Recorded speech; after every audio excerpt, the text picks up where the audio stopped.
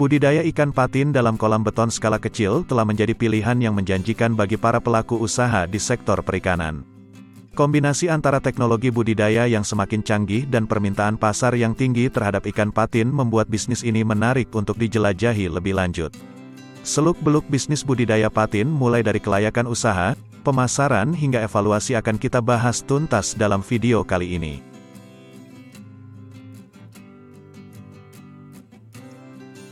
Ikan patin, dengan dagingnya yang lezat dan tekstur yang baik, telah menjadi pilihan konsumen yang populer di pasar pangan. Budidaya ikan patin dalam kolam beton skala kecil menawarkan beberapa keuntungan. Permintaan terus meningkat seiring dengan kesadaran konsumen akan manfaat gizi ikan patin. Skala kecil memungkinkan para pelaku usaha untuk memulai dengan modal terbatas dan kemudian memperluas bisnisnya seiring dengan pertumbuhan. Sebelum memulai bisnis budidaya ikan patin, lakukan studi kelayakan untuk memahami pasar lokal dan memilih lokasi yang sesuai. Studi kelayakan merupakan tahapan penting dalam merencanakan bisnis budidaya ikan patin. Keberhasilan bisnis sobat akan sangat dipengaruhi oleh pemahaman mendalam tentang potensi pasar, kondisi lingkungan, dan faktor-faktor lain yang dapat memengaruhi kelangsungan usaha. Pelajari permintaan, tren konsumsi, dan potensi pertumbuhan pasar. Tinjau juga pesaing di wilayah tersebut dan identifikasi keunikan yang dapat membedakan produk sobat. Pikirkan juga lokasi tempat budidaya, mengingat kita menggunakan kolam beton yang harus dibangun secara permanen. Kolam beton dipilih karena lebih awet dan tahan lama dibandingkan dengan jenis kolam lainnya untuk bisnis jangka panjang. Hitung biaya modal awal yang diperlukan untuk memulai bisnis, termasuk pembangunan kolam, pembelian bibit, peralatan, dan biaya operasional lainnya. Proyeksikan pendapatan berdasarkan harga jual ikan patin dan perkiraan volume produksi. Sobat juga bisa membuat proyeksi keuangan untuk mengevaluasi profitabilitas bisnis dalam jangka waktu tertentu, misalnya 3-5 tahun. Setiap bisnis pasti memiliki resiko.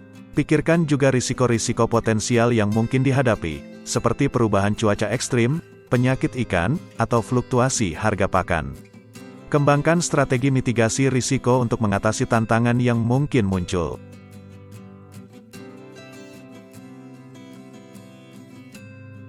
Pilih bibit ikan patin yang sehat dan sesuai dengan kebutuhan budidaya. Belilah bibit ikan patin dari peternak atau penjual yang terpercaya dan memiliki rekam jejak yang baik. Pemilihan bibit ini sangat penting mengingat kesehatan dan tumbuh kembang ikan patin nantinya sangat bergantung pada kualitas bibit yang sobat pilih. Pastikan bibit memiliki ukuran yang seragam untuk mendukung pertumbuhan yang merata. Pilih bibit yang sehat, aktif, dan memiliki postur tubuh yang baik. Hindari bibit yang terlihat lemah, terinfeksi penyakit, atau memiliki cacat fisik. Selain bibit, perhatikan juga manajemen kualitas air dengan baik untuk mencegah penyakit dan memastikan pertumbuhan optimal. Sobat perlu secara rutin memonitor parameter air seperti suhu, pH, kadar oksigen terlarut, dan kondisi lingkungan sekitar. Pastikan semua parameter berada dalam kisaran yang optimal untuk mendukung pertumbuhan ikan patin. Sediakan sistem aerasi yang memadai untuk meningkatkan kualitas air kolam. Aerasi yang baik sangat penting, terutama dalam kolam berukuran kecil. Lakukan pergantian air secara teratur untuk menghindari penumpukan zat-zat berbahaya dan memperbarui oksigen dalam kolam.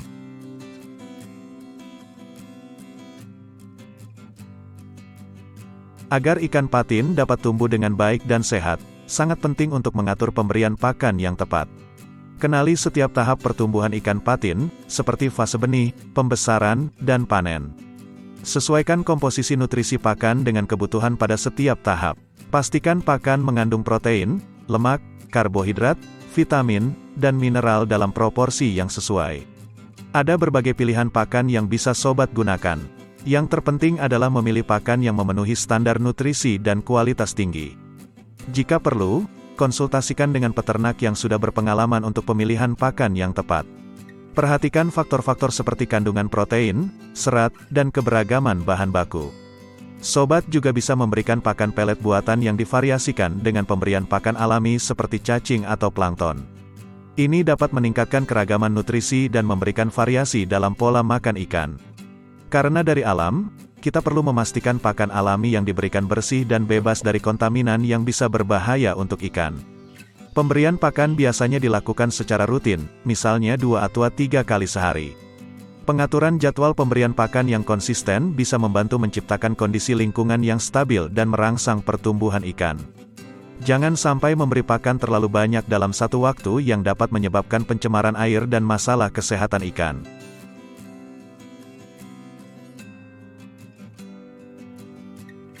Seiring perkembangan zaman, teknologi perikanan juga berkembang pesat.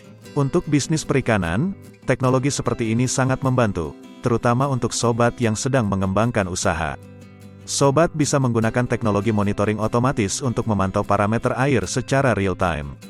Bahkan ada alat yang tidak hanya memberikan alarm atau notifikasi otomatis jika parameter air berada di luar rentang yang diinginkan, tapi juga bisa melakukan penyesuaian kondisi kolam. Memang peralatan monitoring ini tidak wajib ada, tapi bisa sobat pertimbangkan ketika volume produksi sudah semakin tinggi.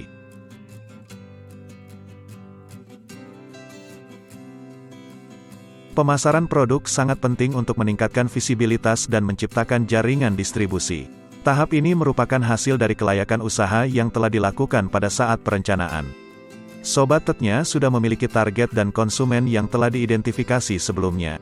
Sobat juga bisa membangun kemitraan dengan restoran, rumah makan atau toko ikan lokal. Tawarkan sampel produk dan diskon khusus untuk mereka. Kemitraan semacam ini dapat membantu meningkatkan penjualan dan mendapatkan perhatian di pasar lokal. Untuk pasar yang lebih luas, manfaatkan kekuatan media sosial dan pemasaran online. Buat halaman bisnis di platform seperti Instagram, Facebook, atau Twitter. Bagikan konten berkualitas tentang budidaya ikan patin, proses produksi, dan variasi produk yang bisa dipilih. Hal ini juga akan memberikan hasil yang maksimal jika didukung dengan branding yang baik.